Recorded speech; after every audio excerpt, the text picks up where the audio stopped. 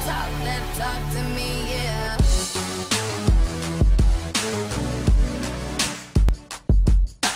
Oh hey, how you doing? Comment ça va? Bienvenue au Woman Talk That Talk, discussion entre femmes. Aujourd'hui, on est en pause café avec une femme qui inspire et influence des milliers de personnes au quotidien. Surnommée Tata sur ses réseaux sociaux, c'est une femme d'affaires et entrepreneur dans l'âme. Elle est maman de 4 enfants et dans sa vie, c'est elle qui commande, comme l'indique le titre de son livre. Mesdames et messieurs, oui, on est bien en pause café avec Sheena Donia. Hey Sheena, how you doing? I'm good. How are you? Ça va, merci. Bienvenue au Woman Talk That Talk. Thanks for having me. Merci beaucoup d'avoir accepté l'invitation, de nous accorder ce temps pour cette pause café. Pour celles qui ne te connaissent pas, ce qui est très dommage, comment est-ce que vous vous définissez? Alors, je m'appelle Sheena Donia et je parle français.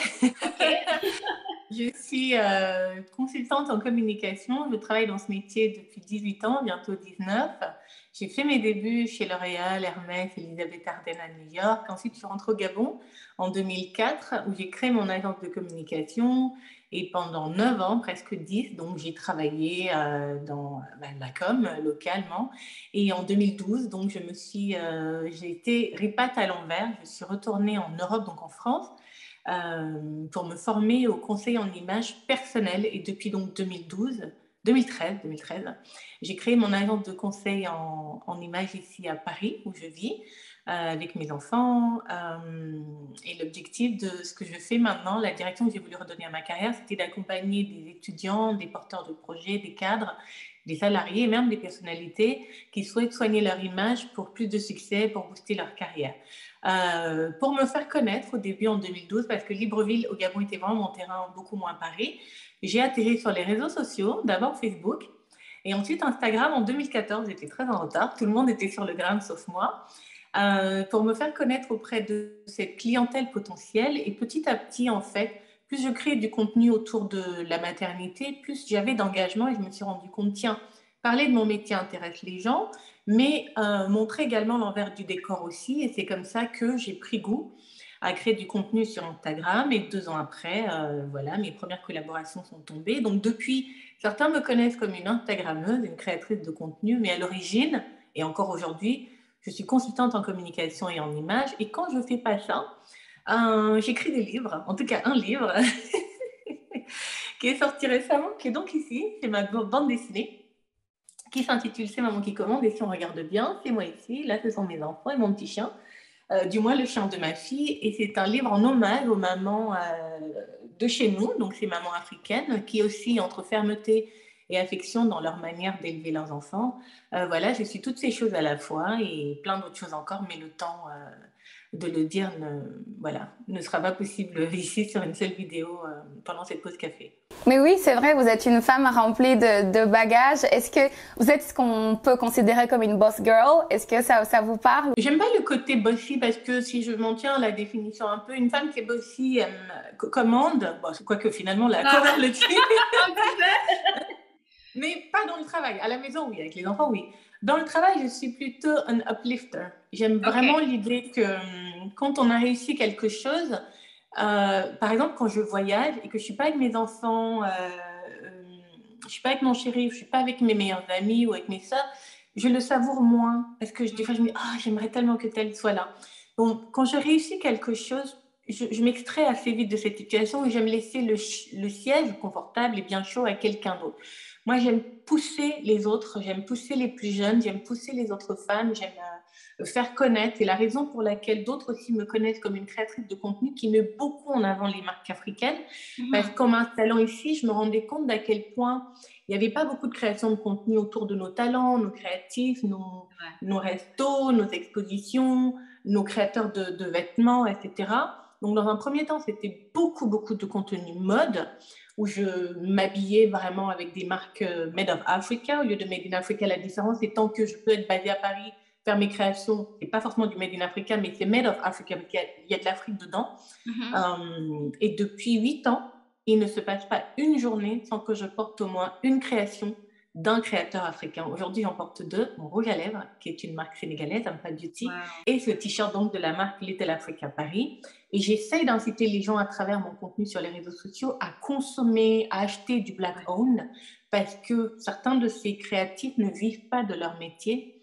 Mais si on leur donnait plus que des likes, des commentaires, des encouragements, si on achetait vraiment, on leur permettrait, on permettrait à leur business d'avoir cette impulsion-là pour peut-être aller rivaliser avec d'autres marques qui sont mieux financées, qui ont parfois même des investisseurs. Et surtout, on permet en Afrique, en tout cas, des savoir-faire traditionnels de perdurer quand ce sont des personnes qui travaillent avec des artisans. Ça peut susciter des vocations, ça peut permettre à des créateurs demain d'embaucher 1, 2, 3, 4, 5 personnes. Je vais prendre l'exemple de Nana Wax. Il y a 3 ans, on avait une conversation. Elle avait à l'époque plus de 70 tailleurs à son service. Wow. Aujourd'hui, je pense qu'ils sont plus de 200. Mais pourquoi? Parce qu'on permet à Nana Wax de le faire, parce qu'on achète du Nana Wax 1 fois, 2 fois, 5 fois, 10 fois. Donc, ce sont des vrais métiers pour certains, ce sont des galères pour d'autres. Mais je crois en le I wear African, I buy black. Et c'est aussi l'un des messages que j'essaie vraiment, vraiment de pousser. Et je pousse le vice aujourd'hui avec mes enfants quand ils sont invités à l'anniversaire. J'ai dit, pardon, ça, c'est le cadeau que vous avez. On a acheté de Tita, de Astérix, de Barbie. Depuis que ma fille en CE1, je pense, tous les cadeaux qu'ils font aux copains, vraiment, si je suis en galère, je vais courir à la Grande Récré, qui est le grand magasin de jouets ici. Mais généralement, si je vais à Dakar, je voyage en Afrique, je vais au village artisanal, j'achète plein de poupées, des bracelets, les trucs en pagne, les machins, les boubous. J'ai dit, allez, voilà. Et un anniversaire, paf, tu donnes ça, au moins ton cadeau est original. Ouais. Est-ce que c'est facile aujourd'hui, par rapport à il y a 8 ans, de trouver? C'est devenu une manière de vivre. À chaque fois que je dois acheter quelque chose, je me dis d'abord, est-ce qu'il y a un créateur, on peut me taxer de communautarisme, mais moi, c'est du soutien simplement. Est-ce qu'il y a quelqu'un que je connais dans la communauté qui fait la même chose? Même s'il ne le fait pas très bien, c'est pas grave. C'est à force d'encourager qu'ils vont aussi investir dans le service client. Mais si on était aussi exigeant avec toutes les grandes marques comme Shein, ASOS, chez qui des fois on achète de la merde, mais c'est faux, on retourne chez ASOS. Si on était aussi exigeant avec Zara, des fois on achète un pantalon, ça nous fait même un vilain corps, mais on continue d'aller acheter. Parce qu'il y a une volonté quelque part presque impulsive d'acheter en disant voilà. Mais nous, je pense même qu'il y a un côté, il y a une démarche politique derrière à se dire j'achète du Black Owned. Et on vous dira, il y a une étude qui dit qu'un dollar américain ou 100 $, c'est $1 américain, met un mois à sortir de la communauté asiatique par exemple. Pareil, si vous verrez dans la communauté juive, leur boucher va être juif, le coiffeur va être juif, mais nous là, plus on est riche, plus on veut montrer que voilà, moi, mon niveau, c'est Dior. Moi, mon niveau, c'est Chanel. Oui, je peux m'acheter des sacs Dior Chanel si je veux. Bon, pas tous les jours non plus, j'en suis pas là. Mais je vais privilégier un sac Yeba. Qui fait des sacs tout aussi jolis. Alors, Yeba va pas être dans le standing de Chanel, elle va être plutôt Lancel, par exemple. Okay. C'est déjà de l'extrême qualité. C'est une marque béninoise qui est produite en Italie et la qualité est là. Moi, j'ai déjà offert des produits Yeba à des proches et qui me disent mais ça, c'est une béninoise qui fait ça. Donc, il y a vraiment une démarche très personnelle et très engagée. Comme certains vont dire, moi, je trie mes ordures, ce qui n'est pas mon cas, je ne maîtrise pas encore très bien le principe de la poubelle. Comme il y en a qui vont dire, quand je me frotte avec le coussin, là, je coupe l'eau. Ce qui n'est pas mon cas non plus parce que j'ai froid. Mais par exemple, quand je me brosse les dents, voilà, je vais couper l'eau et mes enfants ne comprennent pas. Et ça me rend chèvre que l'eau coule pendant qu'ils se brossent les dents. Donc, c'est des démarches en fait personnelles où les gens vont dire ou tiens, je bois un verre d'eau au réveil avant de manger. Mais c'est des choses qu'on intègre petit à petit. Et plus on sera nombreux à soutenir cette économie, même sur les chaînes YouTube, se dire ok, bah c'est telle chaîne, je vais mettre la vidéo en play, je me douche, je fais autre chose, mais la vidéo tourne. Ça comptabilise des vues. Et c'est très important. On connaît plein de choses sur vous, Sheena, sur les réseaux sociaux, sur Internet, on voit votre quotidien. Mais est-ce qu'il y a encore aujourd'hui une chose que vous faites et que personne ne sait, que vous le faites en privé? Heureusement. Une petite anecdote que vous aimez faire, genre, je sais qu'il y a des gens qui regardent des émissions en particulier, qui ont une pratique en particulier que personne ne se doute. Est-ce que vous avez quelque chose comme ça ou qu'on voudrait savoir un peu? Alors, il y a des millions de choses qu'on ne sait pas sur moi, heureusement, parce que le but n'est pas non plus de venir montrer jusque l'intérieur de notre slip, mais par exemple que j'adore les séries avec les serial killers. Ça, c'est quelque chose qui me caractérise. Parce que j'aime trouver, en fait, avant les enquêteurs de la série, qui a commis le meurtre, qui était souvent bien caché. Et quand on regarde, par exemple, le film Usual Suspect, dans lequel le tueur, à la fin, Kaiser Soze, ça c'est les connaisseurs de ce genre de film, quand on découvre qu'il est Kaiser Soze, on dit non, c'est pas possible que c'était lui Kaiser Soze. Et c'est là que j'ai eu ce déclic assez tôt, je sais plus quel âge j'avais quand j'ai regardé Les Jeux suspects. Mais jeune, en fait, c'est comme des jeux d'énigmes ou d'échecs. Okay. Et puis, ça me permet aussi parfois de me couper de la réalité où je me dis le monde est horrible, je suis fatiguée, et puis de dire bah non, en fait, il y a quelqu'un qu'on a littéralement découpé en morceaux. Ouf, c'est morbide quand même. Non, c'est un peu sordide en fait, mais de me dire le monde est pire que ce que je veux imaginer, ce dont je veux me plaindre. Ouais. J'essaie pas de rentrer dans la tête de ces tueurs en me disant qu'est-ce qui les motive, mais j'essaie de me dire est-ce que je peux être plus maligne qu'eux et les trouver. Donc peut-être que quelque part, j'aurais été une excellente agent du FBI ou de la CIA. Et c'est pour ça qu'un de mes films préférés aussi, c'est Le Silence des agneaux. Pareil, c'est des scénarios qui sont emmenés avec Jodie Foster et comment il s'appelle, j'ai oublié le monsieur, où tout de suite, en fait, on vous montre le criminel, mais il n'a pas tellement l'air d'être le criminel. Et c'est ce jeu d'énigmes-là, à essayer de trouver qui est qui, mais souvent dans ces films-là, et dans ces romans, j'ai plein de romans policiers aussi, d'ailleurs, je ne sais pas si on voit, là, c'est ma collection de SAS de Gérard de Villiers, que j'ai commencé à lire, je pense, quand j'avais 14 ans. Wow. Et Gérard de Villiers est mort il y a 5 ou 6 ans, mais j'ai littéralement pleuré en me disant, mais qui va écrire encore sur la géopolitique, l'espionnage? Donc ouais, je suis fan de romans d'espionnage, de séries policières avec des serial killers, ça c'est des petites choses. Et encore, il y en a plein. C'est génial parce que j'avais vu dans une de vos interviews que vous aviez une volonté de devenir réalisatrice. Est-ce que c'est encore quelque chose qui est dans les projets? Et du coup, ce genre d'enquête, de films, de scénarios, est-ce que vous verrez le faire? Alors, pour la petite histoire, quand j'ai été formée à la com aux États-Unis, vous pouvez choisir des modules, des options. Et moi, j'avais une option, mon major, c'était Public Relations, donc relations publiques. Et puis, il y avait des cours en option, c'était de la production audiovisuelle et cinéma. Je dis, j'aime bien ça, parce qu'il faut collecter des points en plus comme on peut. C'était soit ça, soit des cours de sciences et maths et tout. Je dis, quoi? Mais quand même, il me fallait un cours de sciences, dit scientifique ou compta, maths, sciences. Donc, j'avais pris astronomie. Et j'ai eu une bonne note, hein. J'ai eu un A-, je pense, un truc comme ça. Mais ça m'avait vachement passionnée. Je me suis dit, c'est fou que dès le lycée, on n'avait pas. Mais il n'y a pas de programme d'histoire géo, il n'y a pas d'astronomie ni rien. Il y a un peu à l'école primaire les planètes et tout, mais c'était plus que ça. Et on avait des romans qu'on devait lire, sur lesquels on devait faire des essais. Ah, c'était trop bien. Mais j'ai réalisé à quel point j'aimais la prod audiovisuelle et pendant les 2 semestres, c'était pas un seul, on devait produire nous-mêmes notre propre film, on devait l'écrire, on devait être metteur en scène, on devait s'occuper de la lumière, on devait faire le casting parmi les autres étudiants, on devait faire le son, on devait faire le montage. Donc on nous apprenait le métier dans sa globalité. Quand j'ai terminé mes études et que je suis allée au Gabon, comme je disais, j'ai créé mon agence de com. Donc, je pilotais parfois des projets audiovisuels. C'était surtout des tournages de spots télévisés où moi-même, j'écrivais les scénarios dont j'étais réalisatrice, etc. Parfois, c'était des films institutionnels pour des clients tels que des ministères. Mais jamais de film en réalité, en fait. Et puis, j'étais intéressée par la production de documentaires. Mais je n'arrivais pas à trouver les subventions, donc je n'ai pas forcément beaucoup poussé dans ce domaine. J'ai fait de la pure pub.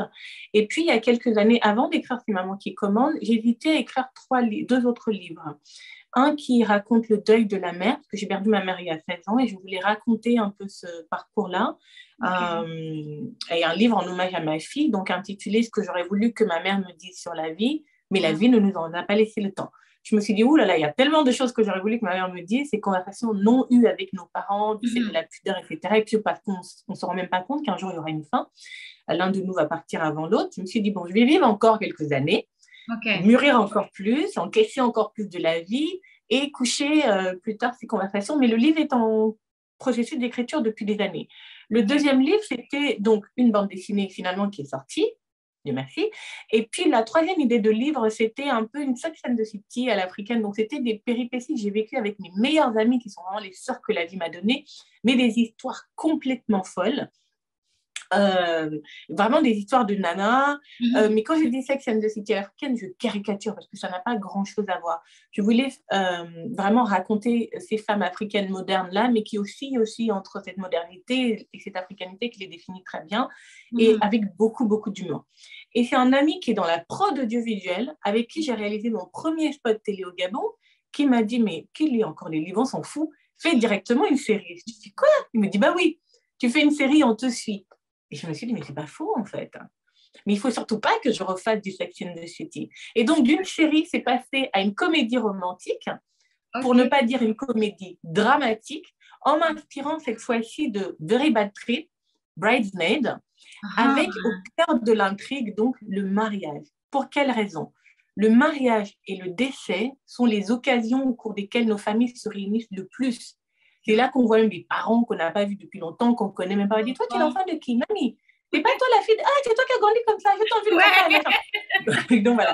Donc, c'était toutes ces histoires-là, mais avec comme trame de fond, donc l'héroïne qui vient donc de Meg, hein, comme on dit, qui viendrait de France, et qui doit aller se marier au pays. Et j'ai essayé d'imaginer les pires situations qui pourraient se passer, et bon, que ce soit drôle, et en même temps, c'est un film culturel qui raconte le mariage tel qu'on va le voir dans les films de Bollywood. Combien de fois on a été invité au premier rang de mariage indo-pakistanais, combien de fois dans les comédies romantiques américaines, françaises, on a vu comment les mariages des Blancs se passent, les films Naija, The Wedding Party, machin. Mais nous, en fait, nos mariages, on les voit peu. Surtout nous, les gens d'Afrique centrale, la dot, la symbolique derrière, les costumes, les danses et toutes ces choses, la cuisine, la musique. Et je me suis dit, I got this. Il faut que j'écrive ça, un peu de comédie, de l'amour évidemment, il en faut, de la mode toujours, parce que tous les personnages doivent être habillés en black owned. Les featuring musicaux, c'est que de la musique des artistes de chez nous. Et puis évidemment, le côté comédie. Et donc ce projet est énormément avancé. On a fait un casting en France, au Sénégal et en Côte d'Ivoire, parce que finalement, je l'ai écrit au lieu d'une série, je l'ai écrit en comédie, mais sur trois films qui se suivent. Vraiment, la Very Bad Trip, des trucs extrêmes. Mais le point de départ étant l'enterrement de vie de jeunes filles. Au lieu qu'elles aillent à Las Vegas, elles vont aller à Abidjan. Et ce qui se passe à Abidjan reste à Abidjan. Nice! Et du coup, quand est-ce qu'on va le... Alors, donc, et puis le Covid est arrivé. Donc, je me souviens, c'est en janvier 2020 qu'on a fait le casting à Paris. Le Covid a frappé en mars, on a été fermé, etc. J'ai quand même pu aller au Sénégal. J'ai fait un pré-casting. À Abidjan, j'ai fait le casting complet. Donc, on sait déjà qui sont les acteurs. Oh, je suis tellement contente de mon casting, ils sont géniaux. On a avancé sur plein de choses, les repérages, la pré-prod, on a 2 maisons de production derrière, mais Covid oblige, je n'ai pas envie de prendre la responsabilité de réunir des dizaines et des centaines de personnes pendant 2 mois à tourner, que les gens tombent malades, etc. Je me dis, il n'y a rien qui presse, on va prendre notre temps, mais je suis à fond derrière ce projet, je suis fière de ce projet. Quand je le pitch, les gens me disent « Oh my God, on veut déjà voir Sachina ». Ah oui, on a tellement hâte. On s'imagine déjà avoir nos personnages préférés, qui a fait quoi, siffle la vie d'un tel. Non, mais et surtout, quand on se dit qu'on va aimer le 1, je me dis « Mais attendez d'avoir le 2 ». Surtout que l'intrigue est partie d'abord du 2, mais le 2 est le plus coûteux parce que c'est vraiment la dot même. Et je voulais ce film comme les mariages des Naija qu'on voit ici, mais pas Naija, les nôtres, avec notre tradition à nous, la famille en vrac. Je me suis dit, hey, si j'ai pas Vlisco partenaire là, parce que nous, en Afrique centrale, c'est le pagne. Hein. Et en même temps, la mariée est du centre, mais le mari est de l'ouest. Donc, eux aussi vont venir avec leurs basins, leurs machins, et ce clash-là de culture et tout. Bref, j'ai vraiment, vraiment hâte. Et c'est la suite, mais pour le moment, je voulais vraiment donner la primeur à c'est maman qui commande parce qu'en termes de faisabilité, c'était plus évident. J'ai même déjà commencé à travailler sur le tome 2 de la BD. On avance lentement mais sûrement. Des personnes nous rejoignent sur ces projets-là avec énormément d'enthousiasme. Et la finalité est la même que sur les réseaux sociaux. Mettre en avant nos savoir-faire, mettre en avant nos talents. Là, ce seront des acteurs, ce seront des lieux, des sites qui, j'espère, vont donner aux gens envie d'aller à Babi. Si déjà ils réservaient pour plus tard un voyage à Abidjan, ils vont dire voilà, jamais. Je pars à Abidjan, je vais faire tout le circuit des filles là. Je dois aller aussi à le tel truc, je dois aller boire un verre, je dois aller manger. Mais il y a de tout. Il y a le marabout chez qui les filles veulent aller laver le corps. Très mauvaise idée parce que ça va tourner en vrille là-bas. Ouais, mais ne spoil pas trop quand même parce qu'on on a envie de découvrir. Non, parce que justement, quand on parlait des séries criminelles tout à l'heure, j'aime le fait que les gens vont croire qu'il va se passer quelque chose. Et moi, je veux jouer avec leur esprit. Et à chaque fois, je les emmènerai ailleurs. Mais on n'a pas vu venir ce truc. Et c'est ce côté, ce storytelling-là où d'une intrigue à une autre. C'est pour ça que j'ai dit comédie dramatique, parce que c'est vraiment drama. Mais il y a beaucoup, beaucoup d'humour. Évidemment, les actrices sont belles comme des cœurs. Il y a de la diversité dans la manière dont la femme noire est représentée dedans, la femme africaine en tout cas. Et puis, il y a ce métissage, entre guillemets, ou ce pont entre le centre et l'ouest. Je ne me souviens pas avoir vu beaucoup de projets audiovisuels qui intègrent l'Afrique centrale, qui est assez homogène dans sa manière d'être culturellement, l'Afrique de l'Ouest, qui est assez différente de nous, mais en même temps proche à bien des égards. C'est pour ça que la mariée est chrétienne, le marié est musulman. Rien que là aussi. Déjà, rien que ça donne déjà beaucoup des problèmes, non? Oui, et voilà, des zones où on peut se dire, on est opposés, mais finalement, voilà, ça reste des comédies, donc il ne faut pas non plus que ça finisse, et puis le bateau coule et tout le monde meurt, toute la belle famille est morte, je ne sais pas quoi. Donc ça finisse quand même bien, mais il y a des belles-mères qui vont se péter les chevilles, voilà, le chien va mordre quelqu'un, il va se passer plein de choses. L'idée, c'est que ça reste une comédie. Et vraiment, le deuxième film, qui est peut-être celui qui sera le noyau de ça, il faut que ça se passe au village, parce que je ne veux pas non plus faire un mariage coutumier où on est en ville. Je dois déporter tout le monde dans un vrai village. On va faire le mariage dans la maison de tonton tel qui est ministre, qui a la grosse villa et tout ça, machin. Donc, en termes de prod, c'est quand même extrêmement coûteux. Ouais, c'est très coûteux.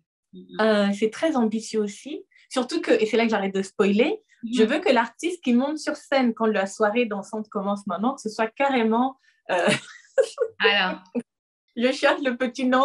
Je ne connais pas bien ces petits noms d'ailleurs. Aigle. Fally Ipupa? Ah là là.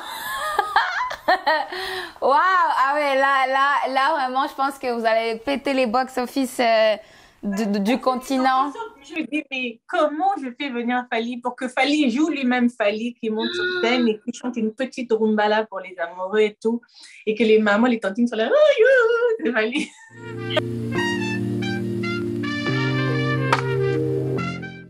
Donc ça, c'est des projets à 3, 4, 5 ans, je ne me presse pas. Et en attendant, peut-être aussi que je le fais comme pour la BD, pour inciter les gens à se dire pourquoi je me contenterais de faire une seule chose en fait. On ne vit qu'une fois. Puis je suis passionnée, moi je suis une storyteller, j'aime raconter des histoires, j'aime raconter nos histoires.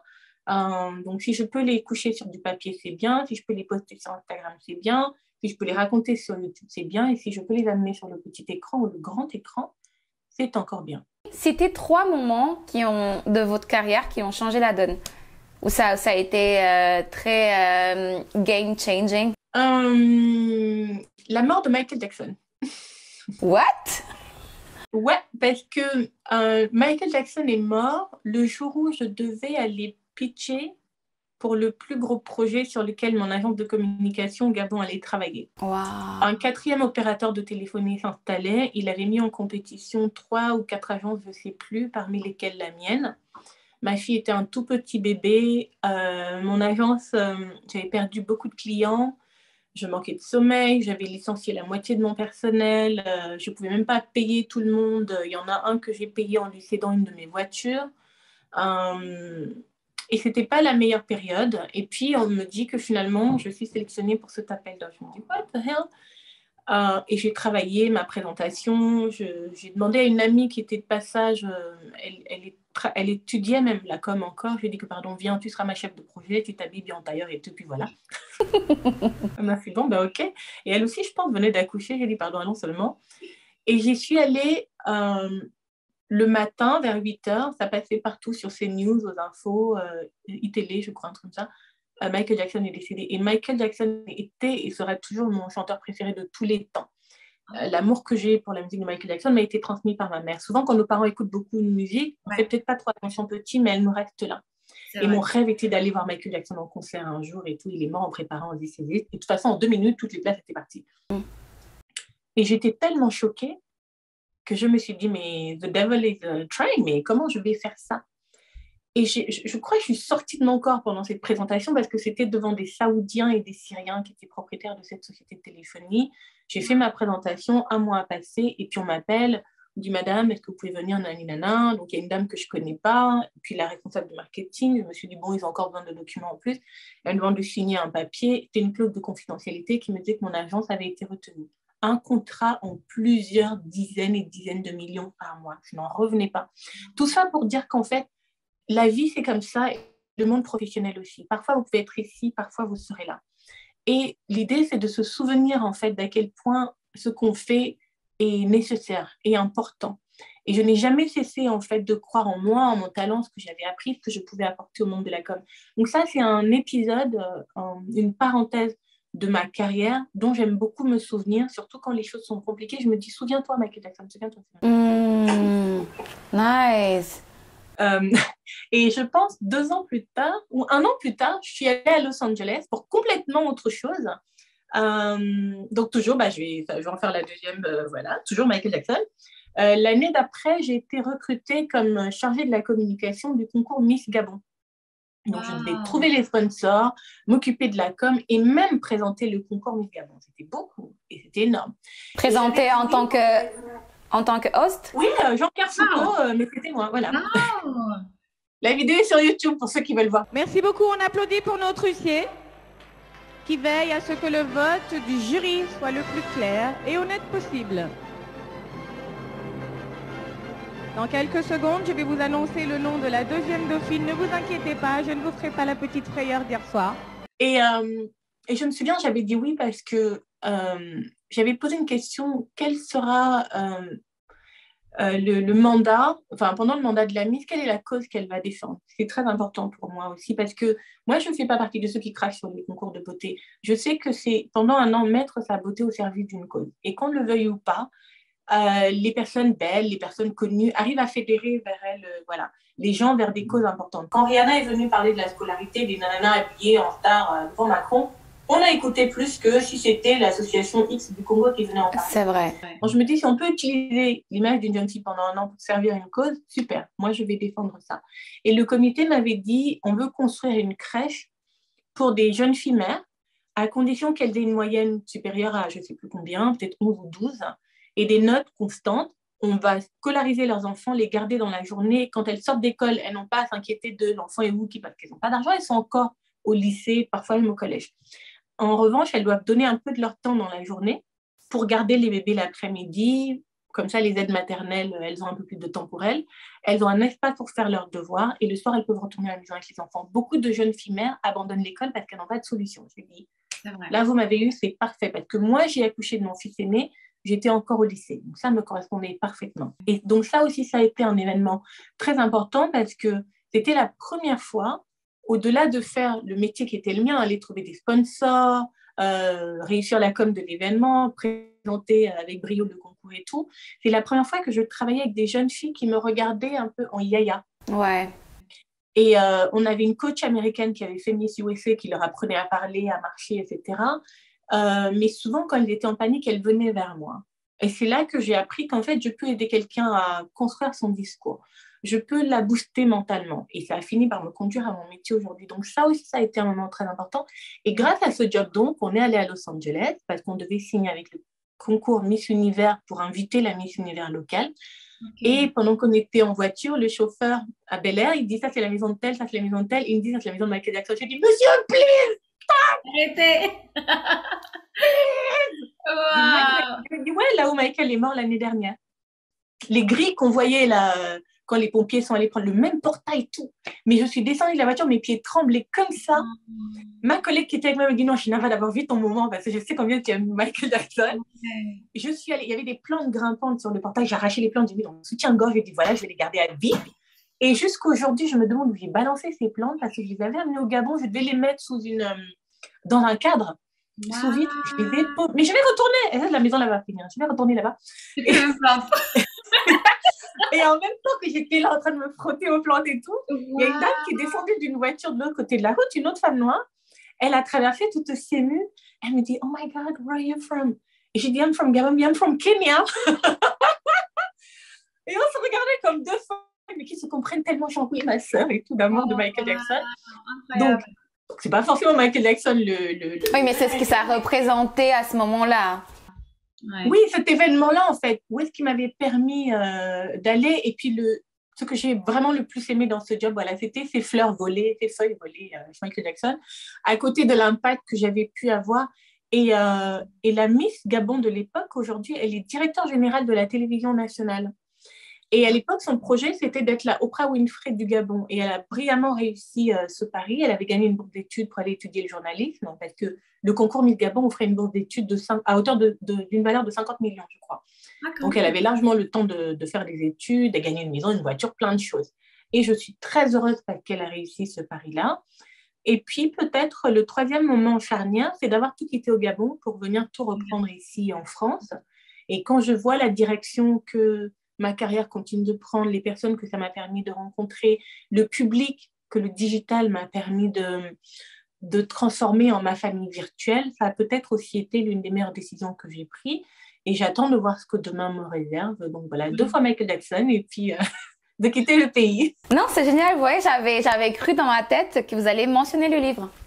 Non, parce que en fait, dès que le livre est sorti, j'ai été aussi soulagée que quand j'ai eu le bac, où je savais que c'est un passage, ou quand j'ai eu mon BTS, ou quand j'ai eu mon diplôme après. Je me dis, voilà, je devais le faire. Et puis voilà, c'est juste pour moi des milestones. Mais il y a des moments qui ont été beaucoup plus d'émotionnellement intense pour moi. Le livre, c'est un peu comme une grossesse, mais quand on a accouché, on sait que le plus dur n'est pas fait. Les nuits, les dents, le premier jour à la maternelle où on pleure en se disant mon enfant, je l'ai abandonné. Ensuite, l'enfant qui dit d'abord papa avant de dire maman, on se sent trahi, se traite, c'est ingrat. Comment ça? Voilà. Et ensuite, il commence à se faire des copains. Et puis, il est amoureux d'une autre petite fille à l'école. On dit quoi? Moi, ta mère d'amour que tu dois aimer pour toujours. Ensuite, ils sont ados. Le proviseur nous convoque. Et puis, il y a plein d'autres moments quand on se dit c'est fini. Ben non, c'est pas fini. Il va devoir se marier, aimer une autre femme. Et il faut être OK avec le fait qu'il aime une autre femme différemment de maman parce qu'il est censé construire sa vie. Et puis donc, non. Surtout, je dois faire d'autres tomes de la BD. La BD n'est pas le pinnacle de ce que j'ai pu faire professionnellement, au contraire, c'est juste une très jolie étape qui m'a aussi rappelé à quel point j'aimais lire quand j'étais enfant et je suis très honorée d'écrire aujourd'hui des livres dans lesquels des enfants noirs, afrodescendants, qui vivent dans la diaspora ou en Afrique se reconnaissent leur maman, leur tata, leur yaya, ils rient en se disant mon Dieu c'est nous. Et puis c'est une compilation des souvenirs d'enfance de mes enfants, j'espère qu'ils les regarderont avec tendresse demain quand eux-mêmes seront parents. Félicitations pour la couverture du magazine Amina. Thank you. Est-ce que ça a été la première déjà? Oui, j'espère que c'est la dernière quand même parce qu'il y a tellement de femmes qu'Amina devrait faire connaître comme ça au monde. Il y avait une volonté de me dire je l'ai fait. J'ai beaucoup d'affection pour Amina parce que c'était le magazine, c'est le magazine de nos mamans. Moi, j'ai grandi, ma mère c'était Amina, voici nous deux, Paris Match, lequel j'oublie, Femme Actuelle et Maxi. Donc, c'était les premiers magazines que moi aussi je lisais, dont j'avais un raisonnement très magazine d'ailleurs, mais que de romans photos dans Amina m'ont fait mourir de rire. Les annonces des marabouts à la fin du Amina, là, les femmes qui cherchent hommes blancs, trucs en Belgique, Allemagne, et puis Suisse aussi, ça marche.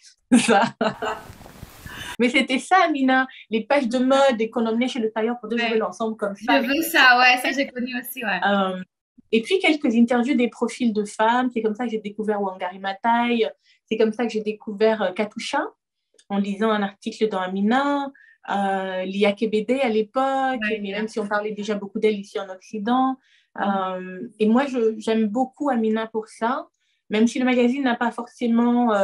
il ne s'est pas renouvelé peut-être avec nous, la génération d'après. Amina est restée peut-être un peu figée dans le temps. Ils font cet effort aujourd'hui en étant sur le digital et en ayant aussi des profils de plus en plus divers. Non, que ce soit ma seule couverture d'Amina, ça m'ira très bien. Je pense qu'il y a plein de femmes que le monde gagnera à connaître, plein de femmes afrodescendantes qui ont leur place sur Amina. Non, c'est bien, franchement, c'est bien ce que vous faites, parce que dans la communauté féminine, c'est très... parfois, il y a la comparaison qui peut vite prendre place, le fait de tout le temps vouloir être au-dessus de l'autre. Et vous, c'est le contraire. C'est à chaque fois que vous mettez le pied sur un nouveau terrain, vous êtes là, allez, venez. C'est ce que je disais au début, en fait. Moi, j'ai été élevée dans une tribu, un clan, une ethnie extrêmement matriarcale, Fufan.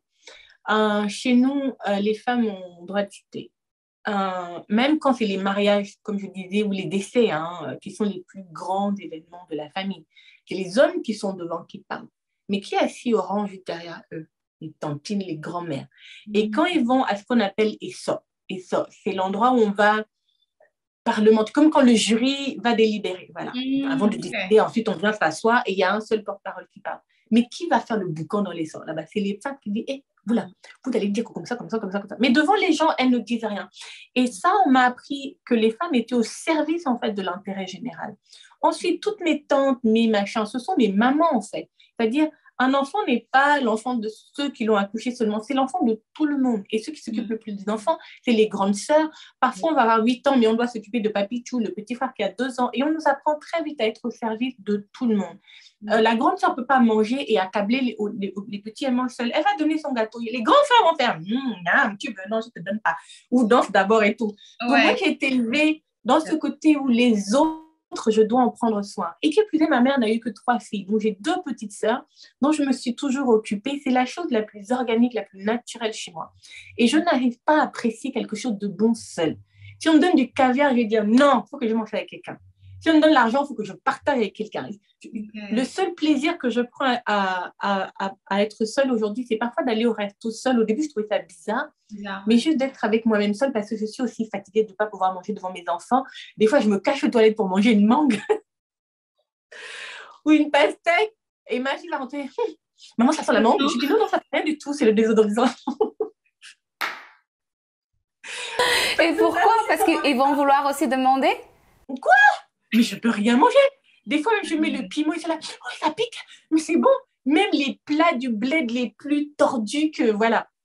Mes enfants sont tellement toujours en train de mettre leurs petites mains partout. Donc, c'est peut-être la chose que je n'aime pas trop partager, mais je partage. Mais j'ai été élevée pour partager. C'est la croyance que j'ai. Les femmes chez nous n'évoluent pas seules. Quand on se marie, ce sont nos sœurs qui nous accompagnent, qui vont nous donner comme ça. Au début de la cérémonie de mariage, ce sont les sœurs qui accueillent la belle famille, leur font voir de toutes les couleurs avec les sketchs et tout ça. Quand on se marie, ce sont les tantes qui nous donnent les femmes sont toujours autour des autres femmes. Chez nous, on ne s'enfonce pas la tête sous l'eau. On tire les autres vers le haut, on partage notre expérience avec elles, on les prépare pour la vie. Et donc, cette mentalité, cette manière de voir le monde, je l'applique aussi dans le monde professionnel. Et parfois, je vais l'appliquer durement. Mes clients que j'accompagne en coaching ne peuvent pas venir chez moi pour espérer que je vais te cajoler, bisous. Il faut venir travailler, en fait. Il faut en vouloir. Parce que la vie, c'est dur. Le dehors est dur. Et c'est ça aussi que j'essaye d'éviter aux uns et aux autres, de passer par les galères par lesquelles moi, je suis passée en disant si je peux lui faire gagner du temps et lui éviter d'aller faire un long détour dans la vie, d'où ce livre que j'écris, encore une fois intitulé Ce que j'aurais voulu que ma mère me dise sur la vie. Mais dedans, on m'a parlé de quoi? La toilette. C'est la première chose qu'on nous apprend à nous, les filles noires. Mais aujourd'hui, des fois, moi, j'en vois des nièces à moi. Tu ne pas laver. C'est quoi que je vois? Mais petite chose, en fait. Que nous, ma grand-mère, c'était même au village. Elle va dire, Minga, une femme lave toujours d'abord les aisselles et puis en bas là-bas. Même si tu te laves après, des petites choses élémentaires comme ça. Ensuite, oui, dans le livre, j'aborderai les études. Comment on a fait croire aux filles noires que l'école, c'est pas obligé. Et puis à d'autres, on a dit, ton premier mari, c'est ton travail. Et puis l'autre, oh non, il faut trouver le mari. Et puis c'est pas la peine de pousser forcément l'école. Non. Et ainsi de suite. Donc, à tout âge, et le livre s'arrêtera à l'âge que j'aurai, donc soit dans la quarantaine, la cinquantaine, tout ce que la vie m'a appris pour qu'une petite sœur, une nièce, une autre jeune maman, qu'on puisse lui offrir ce livre-là, des 12, 13, 14 ans, et dire, voilà, c'est pas la sagesse du monde entier, mais je me serai inspirée de tout ce que ma mère elle-même a appris, que les autres mamans autour de moi m'ont appris. Je le compile dans ce livre qui est aussi dédié à ma fille, en disant, voici un guide de la vie. En tant que jeune femme, si la vision des mamans de chez nous t'intéresse, on n'est pas obligé d'être d'accord avec tout. Mais si on peut aller acheter le livre de Garance Doré ou de tel, une vie d'équilibre, de quoi qu'est-ce machin, peut-être aussi que nous, on a des choses à apprendre aux autres. Et parmi les premières choses qu'on nous apprend, c'est la sororité et le matriarcat. Le matriarcat n'écrase pas les autres, il protège les autres. Ah, merci.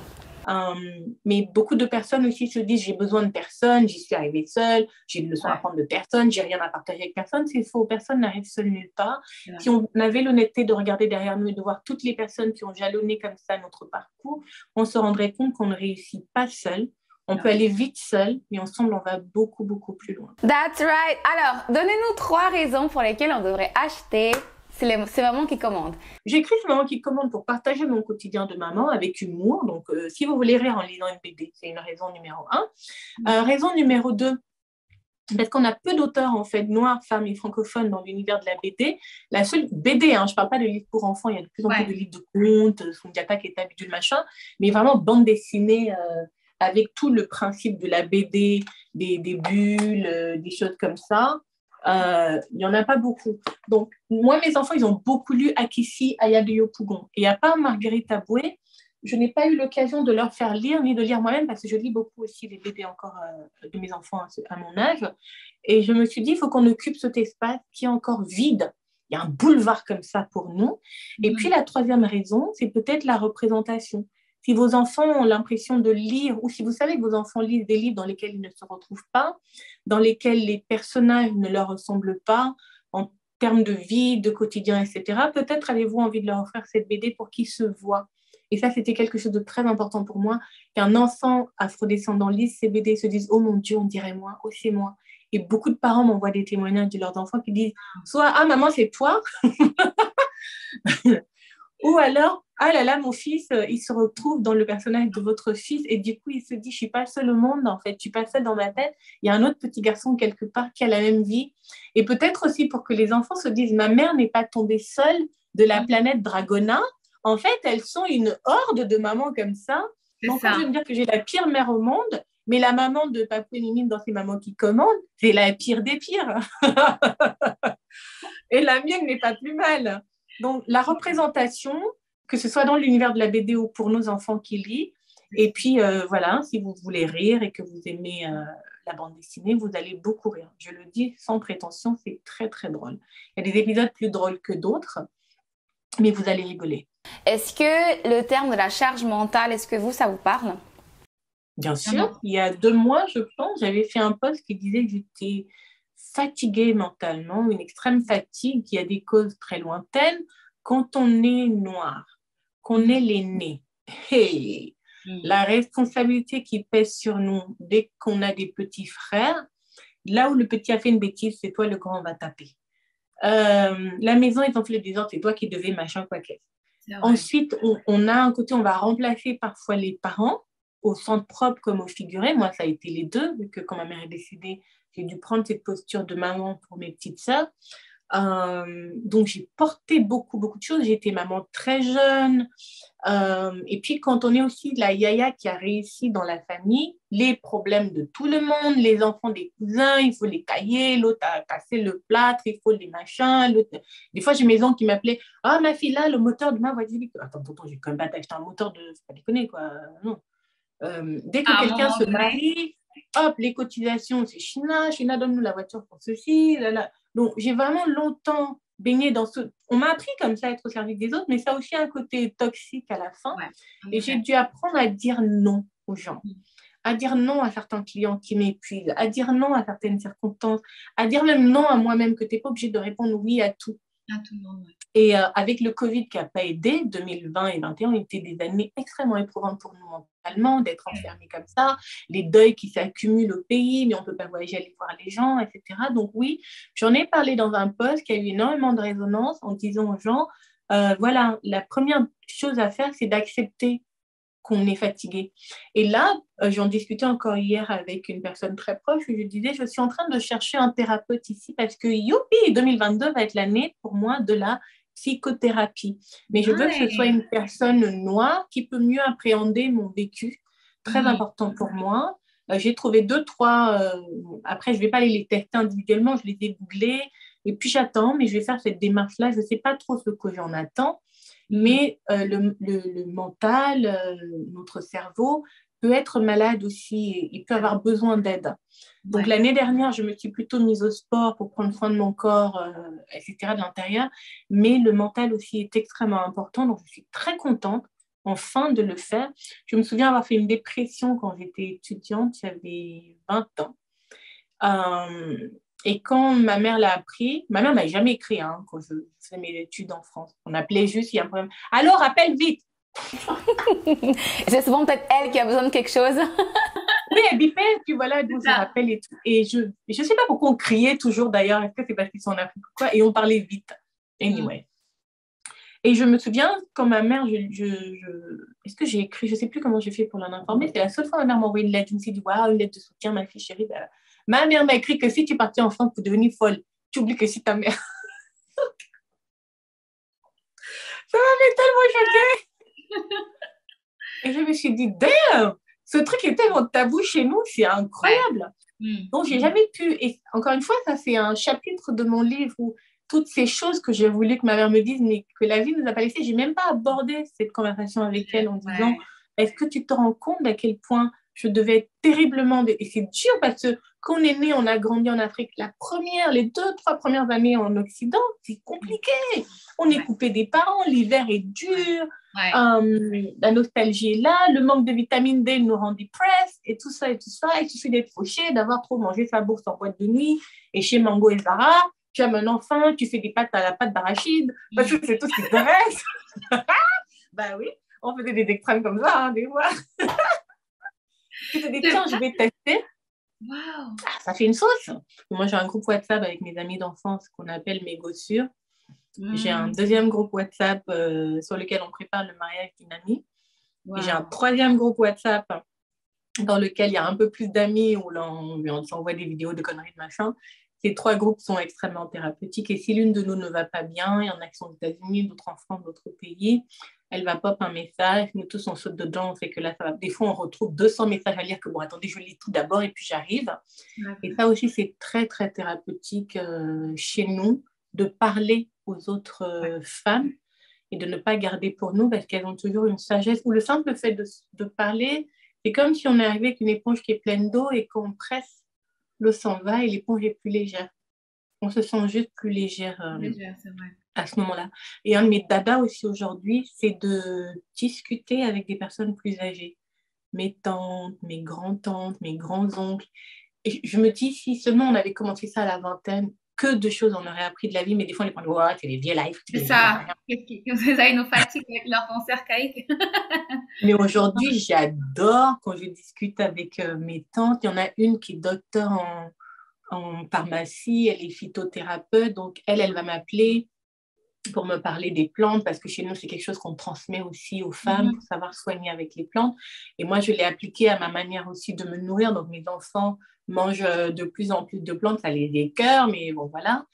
Mais parce que dans la cuisine, en fait, on peut se soigner également par la cuisine, savoir que telle herbe sert à faire ceci, cela. Donc, nos conversations sont autour de la spiritualité, de ces racines-là et de cette connaissance qui ne doit pas partir. Et je sais pertinemment qu'elle est dans une démarche de transmission me concernant, vu que j'ai un cahier pour noter toutes ces choses. J'ai une autre tante qui est plus la tante cool, riche, qui a toujours les clés du Land Cruiser. On l'appelle Tata Chantal, c'est pas son vrai nom, mais quand on se moque de ses entendre, on dit Tata Chantou, vraiment en tout cas la chic tante, qui sentait toujours bon le parfum Hermès, qui avait toujours une police, pendant que notre mère a l'air un peu toujours bizarre avec ses tresses, sa robe. Mais en tout cas, nous, on voulait être l'enfant de cette femme-là. Et après, elles ont aussi des travers, ces tatas. Parfois, c'est la tata belle et tout. Et puis, quand tu pars en week-end chez elle, elle cuisine pas. Et tu as faim tout le temps. C'est vrai, hein. C'est vrai. Donc, chacune a son truc. Et puis, quand on te dit, ma mère, finalement, c'est pas si... Elle est peut-être un peu plus moche. Elle est peut-être... J'en sais rien, hein, mais le raisonnement d'un enfant... Ou ma mère est peut-être moins apprêtée, moins machin, mais la tante est toujours chic, vernis chic, tout chic, parfois capiteux, et qu'elle a une vie sexuelle de fou, machin. Et on se dit, ouais, je vais être comme elle quand je serai grande. Finalement, tu te rends compte que, peut-être pas. Elle, il y a énormément de bon, il y a du bon dans tout, en fait. Confiance en soi, sur une échelle de 1 à 10, où est-ce que vous vous situez? 10, 12. I love it! Attends, est-ce que vous pouvez le redire? Allez, 15 sur 10! Wow! Comment est-ce que, rapidement, comment est-ce que vous en êtes arrivé à là? Alors, de 1, ça a pris du temps. Okay. De 2, ma notion de la confiance en soi n'est peut-être pas celle de tout le monde. Si on va à l'origine latine du mot confiance, c'est confidere. Con signifie avec, fidere la foi, c'est-à-dire avoir la foi. Avoir confiance en soi signifie littéralement avoir la foi en soi. La foi vient du fait de croire. Croire, c'est ne pas douter. C'est le fait de se fier à. Donc, si je peux croire en un Dieu que je n'ai jamais vu, parce qu'on me l'a mis dans la tête, m'a traqué, je suis née dans une famille de chrétiens, l'être humain que je connais quand même le plus, qui a fait des trucs qui m'ont mesmerisé, des fois, je me dis, damn, girl, Je suis moi-même quand même. Ouais. Avoir la foi en soi, c'est ne pas douter de soi. Comment je vais aller me fier à l'opinion de quelqu'un d'autre plus qu'à la mienne? Pourquoi si quelqu'un me dit espèce de bête, pourquoi c'est ta parole qui aura plus de poids que la mienne en fait? Mais l'opinion des gens ne définit pas qui je suis. Une seule personne a défini qui je suis pendant que j'étais, avant même que je sois dans le sein de ma mère, c'est Dieu. Et je suis persuadée que Dieu a envoyé chacun de nous avec une mission de vie pour accomplir quelque chose. Les perdus vont mourir en ayant passé leur temps à douter ou à vouloir faire comme les autres au lieu de faire ce qui a été prévu pour eux. Et quand on vit dans la connaissance de soi, quand on vit dans le lien permanent avec Dieu, on parle à Dieu par la prière, il nous parle par l'intuition. Et c'est pour ça que j'essaye de prier tous les jours, même si je n'arrive pas forcément à prier tous les jours, j'essaye de prier, et pas prier pour demander « Oh Dieu, donne-moi ça, donne-moi ça, donne-moi ça ». Non, je prie pour la gratitude, pour dire merci pour tout ce que j'ai. Merci Seigneur pour ce que tu m'as donné, que je n'ai pas encore vu, mais que je sais déjà que tu m'as donné. Vraiment, merci d'avance pour ce crédit. Oh là là, ce sont le dépôt qui arrive. Ouais. Et puis, je prie pour la femme que je ne suis pas encore, mais que je sais que je suis déjà. Et je la suis parce que j'ai des visions de choses que je veux accomplir. Et c'est comme ça que les chamans voyaient des choses. Et c'est comme ça que les prophètes voyaient. Mais nous, on a des visions. Mais on refuse, en fait, de croire que c'est une réalité dans le futur. Mais cette réalité va demander de travailler. Aide-toi et puis le ciel t'aidera. Je suis cette femme en prière, en vision, en intention, en parole, et évidemment en action. Donc, quand je dis je vais faire mon film, machin, gars, clair. Des fois même, je me vois au FESPACO en train de prendre mon film, mon prix. Des fois, je fais même mes lookbooks. Quand j'irai au programme Abidjan, je serai habillée comme ça pour le film. Quand je serai là, et des fois, comme Snoop Dogg, I want to thank me and me. C'est de ça qu'il s'agit, non mais c'est vrai. Je blaguais dessus sur Instagram une fois, et puis il y a une dame qui m'a écrit en DM en disant « China, pardon ». Elle m'a envoyé un lookbook de make-up. Elle est maquilleuse, elle s'appelle Isabelle Boirobusti. Elle me suivait à l'époque, moi je ne la connaissais pas. Elle m'a dit « Moi j'ai préparé déjà vos looks make-up pour la promo. Permettez-moi d'être vos make-up artistes attitrés pour la promo et même sur le set. » J'ai tellement aimé qu'il y ait une autre folle comme moi qui se voit. J'ai dit « Ma sœur, aujourd'hui Isabelle, la cover d'Amina, c'est elle qui a fait mon maquillage. » Waouh, elle a bien fait. Hein. Et juste, Nyanga, comme on dit au Cameroun, Isabelle est douée, elle a des doigts, elle a une carrière en finance à l'origine, et puis elle a fait ce chiffre, et aujourd'hui, elle a compris que Dieu lui a donné ce truc-là dans les mains pour aller faire des choses plus grandes. Donc, vraiment, ma confiance en moi vient de la certitude que j'ai. Je suis née, comme je le dis à ma fille, pour changer le monde. Pas renverser tout, mais apporter quelque chose de mieux à un monde qui est déjà pas trop mal. Et j'aime me dire que si Dieu était une femme, ce serait notre mère et je l'appellerais Yaya, maman, Nan, Inès, c'est des manières de dire maman. Et si Satan était une femme, ce serait la tante jalouse là, qui n'est jamais contente que les enfants de sa sœur réussissent, à qui ça pique dans le cœur qu'on dit que oh, Nanou a eu le brevet. Ça pique un peu. Mais elle va jamais, elle passe son temps à critiquer les enfants des autres, etc. Mais elle va jamais venir dire la vérité sur sa fille qui a avorté 7 fois, son fils drogué, etc. Et elle va prier même chez les marabouts pour que les enfants de sa sœur ne réussissent pas.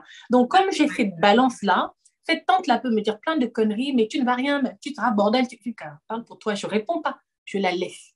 Moi, j'écoute ma mère, cette force originelle par laquelle je suis arrivée et cette connexion que je garde en permanence avec Dieu fait que même si la mer physique, le vaisseau qui m'a amené sur cette terre n'est plus, je sais que le lien n'est jamais rompu tant que je garde ce lien avec cette origine ultime en fait qui a besoin de moi pour faire quelque chose et je suis ravie d'avancer dans la vie et continuer de découvrir toutes les choses que Dieu veut que je fasse.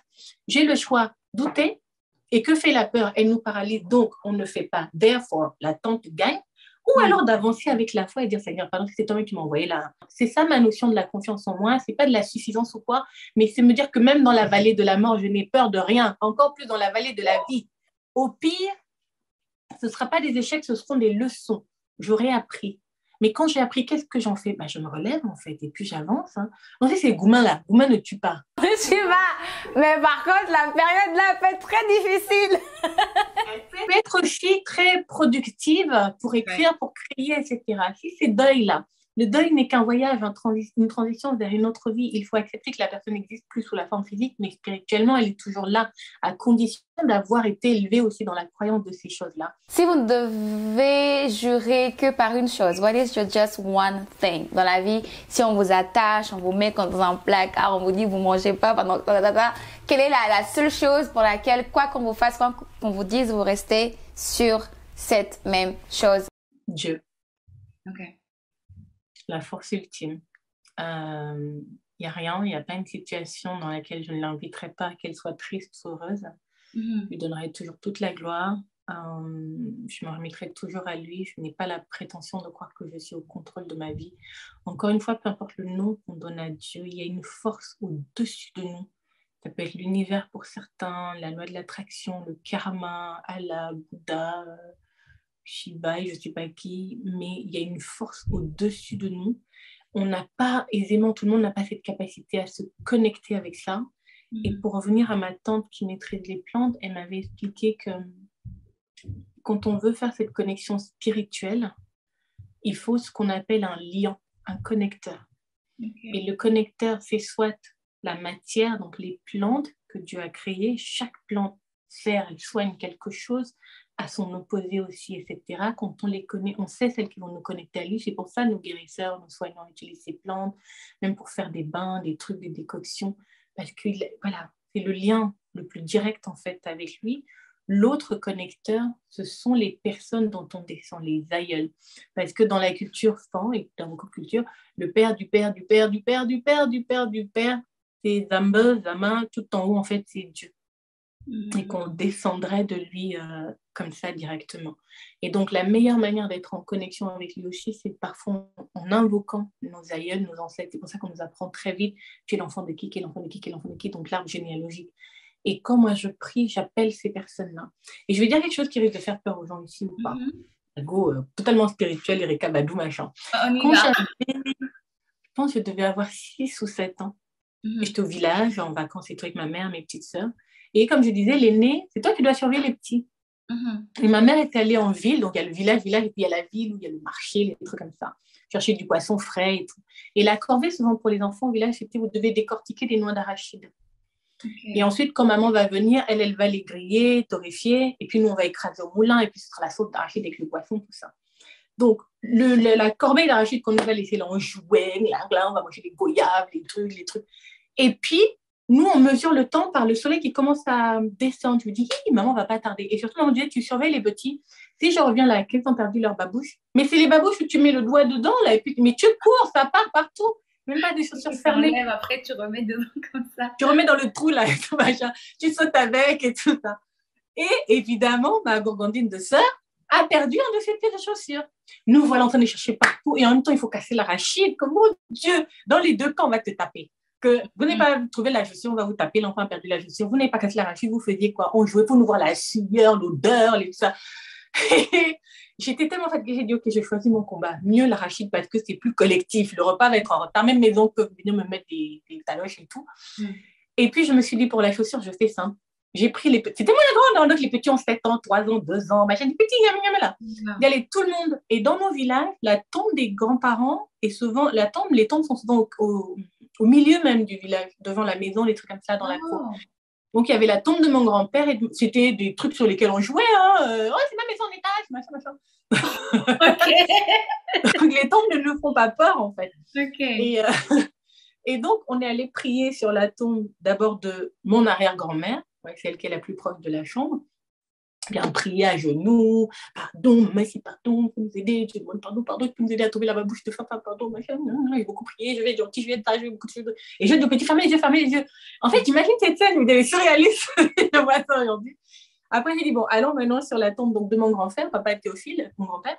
Et comme j'étais fatiguée, le soir, j'ai dit, bon, papa Théophile, je te dis la même chose qu'on a dit à maman, s'il te plaît, tu peux nous aider à trouver la chaussure, machin.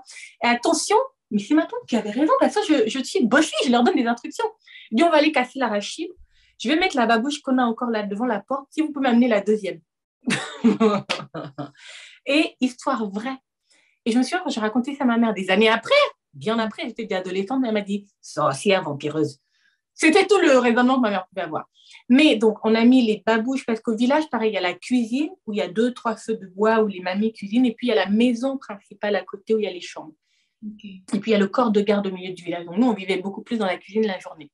Donc, on est là en 4. Et je dis aux enfants, il ne faut pas regarder à la porte. Sinon, ils ne vont pas venir. Je ne sais pas d'où toutes ces choses me venaient. Et donc, on est là en 4. Il ne faut pas regarder. Hein. On cache les arachides et tout. Et à un moment, moi-même, qui dit il ne faut pas regarder, je regarde. Crois-moi ou pas, Sarah, il y avait une ombre blanche, une personne dans une robe blanche, voilà, un truc tout blanc là. Pas un blanc, c'est pas Jésus-Christ ni rien. Je me souviens pas du visage, mais je sais que c'était un homme qui se tenait là. J'ai pas eu peur, j'ai pas paniqué, je me suis dit, oh tiens, Colissimo est arrivé. Chronopost. Et je me suis levée, j'ai penché la tête parce que dans nos cuisines aussi, devant la porte, on met une sorte de planche en bois pour éviter que ma grand-mère, elle avait souvent des canetons. Et le canard est assez bête. Il suit sa maman et des fois, il traverse la route, les voitures, les grumiers les écrasaient. Okay. Pendant que la poule ne va pas vers la route. Donc, ma grand-mère gardait ses canetons toujours dans la cuisine jusqu'à ce qu'ils aient un petit âge moins con. Et là, ils allaient moins vers la route. Mais les canards marchent lentement à la queue leu dans la route, et puis on les écrase souvent. Et donc, il y avait ce petit passage à niveau. Et derrière, il y avait... là, j'ai mis la chaussure. J'ai penché la tête, il y avait les 2 babouches.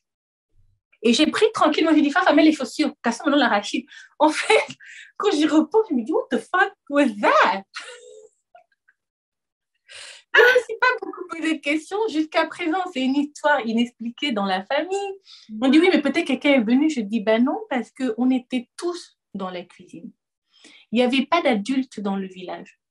Et mon village, ce n'est pas un grand village. Il y a le grand village et il y a une autre partie à nous. Souvent dans les villages du bassin du Congo, il y a la route, la forêt, avec la route, un village, la route, la forêt, un autre village. Et nous, on est séparés du grand village. Notre partie à nous, c'est seulement les enfants de mon arrière-grand-mère. Donc, il y avait 1, 2, 3 maisons. Okay. Et nous, on était à la maison de ma mamie, avec mes frères et sœurs. De l'autre côté, les grands-mères sont au champ. Il n'y avait personne. Et si il y avait eu quelqu'un, j'aurais reconnu la personne. Elle nous aurait parlé, elle aurait dit, les enfants, qui a laissé la chaussure là. J'aurais reconnu si c'est papa. C'était personne que je connaissais. Et surtout, c'était tout blanc, c'était tout léger, c'était tout vaporeux, c'était tout aérien. Et c'est ce qui fait que plus je grandis, plus je suis intriguée par cette méconnaissance qu'on a de cette spiritualité qui nous relie à ceux qui sont partis avant. Et si on les invoquait plus souvent, si on les appelait, si on les invitait de manière bien, pour faire le bien, pour nous aider, pour nous éclairer, peut-être que beaucoup de choses seraient plus évidentes aussi pour nous. Wow. Donc, c'est la raison pour laquelle, oui, Dieu, la foi que j'ai, qui fait que je n'ai même pas peur de cette chose-là ou de ces choses-là, parce que je crois qu'il y a vraiment quelque chose de beaucoup plus fort que tout, que l'humain ne peut pas maîtriser aujourd'hui, sauf les initiés, comme on dit. Mais certaines personnes ont peut-être des prédispositions qu'ils ne maîtrisent pas. Et puis d'autres ont une curiosité comme ça qu'ils veulent nourrir et un respect pour ces choses-là, cette connaissance de la faune et la flore, surtout moi qui descends d'un pays de forêt. On est un peuple de forêt, on connaît les plantes, on connaît les éléments. Et c'est mon immense bonheur de partager toujours ça en disant aux gens, c'est bien beau, on nous a évangélisés, c'est bien beau, on nous a islamisés, mais à l'origine, nos aïeuls, nos ancêtres, ils priaient qui, ils croyaient en quoi, qu'est-ce qu'on leur a transmis et qu'on nous a coupé comme transmission. Ouais. Et si on allait aussi chercher ça pour nous guider, nous accompagner. Merci beaucoup China, ça a été un plaisir de discuter avec vous. On arrive à la fin de la discussion. China, est-ce qu'il y a une chose qu'on n'a pas précisée, un mot de la fin que vous souhaiteriez ajouter avant qu'on se quitte? Prenez soin de vous et de ce que vous aimez. Nice. Bon, sur ces belles paroles, simples mais efficaces, on se retrouve dans la prochaine pause café. Salut. Hey, alors tu es arrivé jusqu'ici, ça veut dire que tu as aimé l'épisode. Et mieux encore, tu as aimé la chaîne. Alors abonne-toi, partage la vidéo, laisse ton commentaire et on se retrouve prochainement.